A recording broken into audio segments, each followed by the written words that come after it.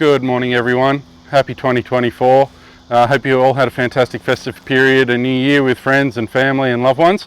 It was great to see so many people out on the golf course over this new year period. It's been a very busy few weeks, and also amazing to see some incredible results in competitions. I'm regularly seeing 44, 45, 46 points, etc. winning the comp, so there's obviously some good golf being played as well, which is fantastic. So just something a little bit different for everyone today. But I wanted to just go through my golf bag. I wanted to do a little what's in my golf bag, explain to you why I have some of the pieces of equipment that I do have or I do play, and I'm basically going to start asking the question to you guys: if you have a piece of equipment in your golf bag, why is it there? What do you use it for? How is it helping you play your best golf? So thankfully, I'm very fortunate to have Titleist help me out with some equipment and look after me for some golf clubs, which is it's a lovely little bonus. But I also think that their product is by far some of the most premium on the market, and it's equipment that allows me to trust how I can play my best golf. So I'm making sure that I've got a set of clubs that are fully fitted, allow me to try and shape the ball the way that I want, hit it on trajectories the way that I want, play a golf ball that allows it to spin and can give me the best control and allow me to try and play my best golf. So from a wedge perspective, we'll start at the bottom end. I've got 4 wedges in here. Personally, I want the accuracy with a wedge, hence why I play 4, not just 3. I want to make sure that I can gap my yardages as tightly and as close as I possibly can, so hence why I have 4. And I've got 46, 50, 54 and 58, so they fit in 4-degree gaps, and that's about a 10 to 12 yard window for me in regards to distances. The lofts allow me to then vary trajectory, because obviously we get a bit windy around, or it's obviously a pretty windy golf course, so I need sometimes to hit it a little bit higher, hit a bit lower, just so I can keep that control around the greens. But interestingly enough, for those of you that are into a little bit of wedge knowledge, magenta, typically we have fairly tight firm turf conditions, so typically we would see lower bounce wedges. Interestingly though, I've actually got my 58 and my 54, my high loft clubs, with max bounce on those. So on my 58 I've actually got 12 degrees of bounce, and on my 54 I've got 10, which is pretty high.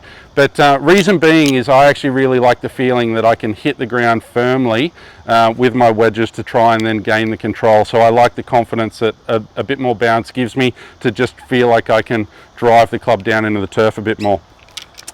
Shafts wise, I've got Project X LZs in these. This is probably my 3rd or 4th set of clubs with these wedges, just with these shafts.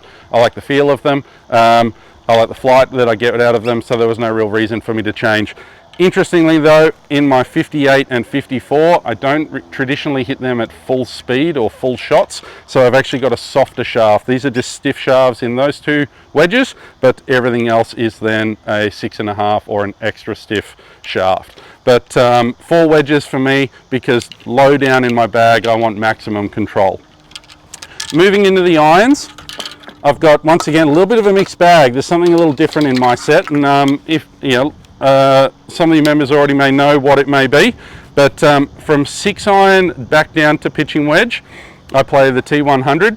T100 to me just is allows me to hit the ball on a trajectory window that I like seeing. I see a very consistent launch with these, and they allow me to shape it. So in these mid-range of my golf bag, I'm looking for hitting more greens and still looking to try and keep it at a pretty close proximity to the hole. So I want a club that allows me to be consistent with the launch but still allow me to shape the ball both ways. Still the same Project X 6.5s in here. At the high end of my iron bag though, I've got something a little bit different, and I actually have 2 6 irons in my golf bag. So my traditional 6 iron would be the T100, but then I actually have a T200 5 and 6 iron. So these more play like my 5 iron and my 4 iron, but T200, much more forgiving, much higher launch, and a much faster ball speed off the golf club. So this is just allowing me to, yep, for my longer irons, I'm looking primarily more at a bit of a distance option in the bag, not necessarily a proximity, but I feel T200 allows me to cover the distance a little bit more easily. They launch much higher than T100, so if I'm going into a longer par 4, maybe 9 for example, hitting a T200 just allows that ball to launch a little bit higher and then hold or stop on the green a little bit more comfortably for me too. So when I tried or was fitted for T100, I couldn't really achieve the height or the peak height that I wanted out of the shot. So holding greens over that longer distance was going to be a little bit tricky, so hence T200. But for as far as I'm aware, I'm the only golf pro fitted in the country with 2.6 irons, which is a little bit odd. But the reason being for it as well, the distance gap between T100 6 iron and T200 5 iron was just far too big. It was nearly 40 meters from a distance gap between those, so it just wasn't realistic to put into my golf bag. Long iron wise, or a hybrid, I then play the Titleist U505. This is a 3 iron loft, but this is basically a off the tee for short par 4s, so holes like 11, 13, I use this off the tee a lot. Launches super high off a tee, which is fantastic. It's really what I want. I typically in the long part of my game, I'm looking for a higher ball flight. I've always struggled to hit it a little bit too low over that longer or high end of my bag, so I want to make sure that I'm using some equipment that's going to help me launch that ball nice and high. The other joy though with this is I feel like I can hit it low when I need to. So if we're playing 4 on a monthly medal off the back tees into a southerly, something like this is a really helpful golf club for me. I can knock it down through that wind a little bit more, but it also has the versatility to allow me to hit it nice and high, which is fantastic. The shaft in this is a graphite design.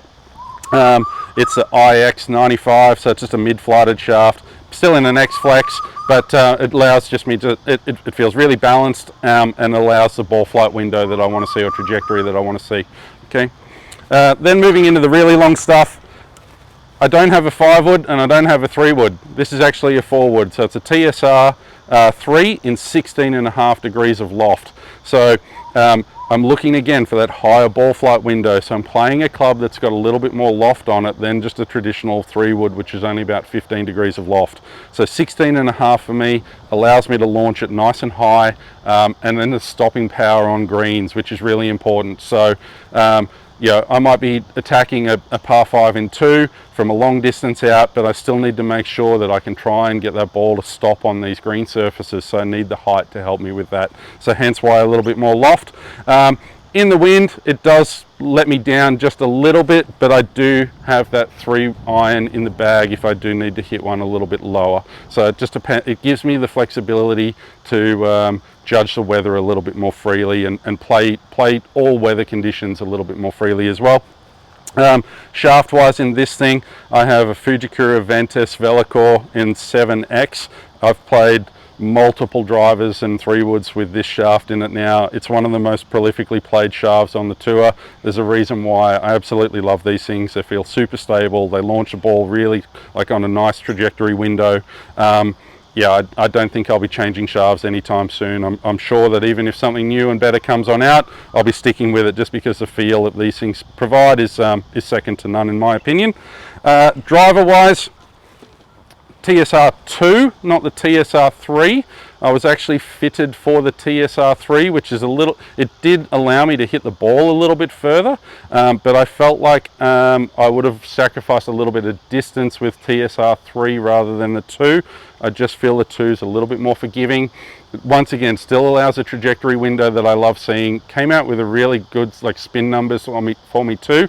So and I actually like the head shape of the TSR2 a little bit more than the 3 as well. It's a little bit bigger, slightly different shaping. It just sits on the ground nicely as well. So it's something that I can really feel like I can trust, and it's probably the strength of my game. So driver for me is definitely a piece of equipment that I want to perform well, but it's also got to look and feel great too, so that I can trust it. And the 3 just didn't allow me to feel like I had full confidence with it, so hence why I went back to the TSR2. Still have the same Fujikura Ventus blue in 6X, so it's a little bit lighter than the fairway wood, but once again, the stability out of this thing is just amazing, so it's not going to be changing anytime soon. I love it. It's fantastic. Flat stick. Putter fitting is probably the most underrated aspect in a lot, or probably the least considered club in a lot of players' golf bags. Putter fitting is really important. We've got to make sure that we find a piece of equipment that suits your stroke tendencies, not just something that you like the look of or you like the feel of. So I have the Scotty Cameron Phantom X in the 11 sized head. So it has a mid slant neck and it's designed for a stroke that only has a small amount of arc, which is what my stroke has, and then minimal toe flow as well. I like a putter that feels like it's nice and balanced through the head. I don't like feeling too much twisting. The other thing I really like about this putter is the really thick sight line across the top. It allows me just to feel like I've got a lot of confidence with the aiming aspect. And then the grip wise, I've got a Golf Pride 2 sensor there as well. Just a nice comfy grip, softer in the rubber. I like something slightly a little thicker than the thin sort of standard grip on that. But it's in 35 inches as well. The length in the putter fitting is really important, just to make sure that your eye line stays correct and allows you to help aim that putter a little bit more easily. So, that's my golf bag in a nutshell. I've got equipment that allows me through the long stuff to hit it high and hold greens. That's what I'm aiming for. But through my wedges, I want to make sure that I can control that ball and control the distance dispersion a little bit more freely. But they're pieces of equipment that when I hold them and I stand behind a shot, I feel like I have a level of trust and confidence that allows me to execute that shot. And that's the question I've got for you guys. Does your golf bag allow you to have full confidence in trying to hit the shots that you're hoping for? I see far too many golfers wanting to spin the ball more, but they use wedges that are really worn out. Or they're trying to hit the ball a little bit higher, but they're using stronger lofted golf clubs that is designed to hit the ball a little bit lower. So have a good look and just think about your golf game and what are you trying to achieve, and are you using the right tools that allow you to do that? If not, we have plenty of demo equipment in the golf shop. We've got everything from all of the latest brands. There's no harm in coming to try it out. You might just surprise yourself and find that you can change the piece of equipment to achieve the shot outcome that you're hoping for, and that's going to allow you to hit it closer and shoot lower scores. So we'll see you guys soon. All the very best for 2024. Have a great year.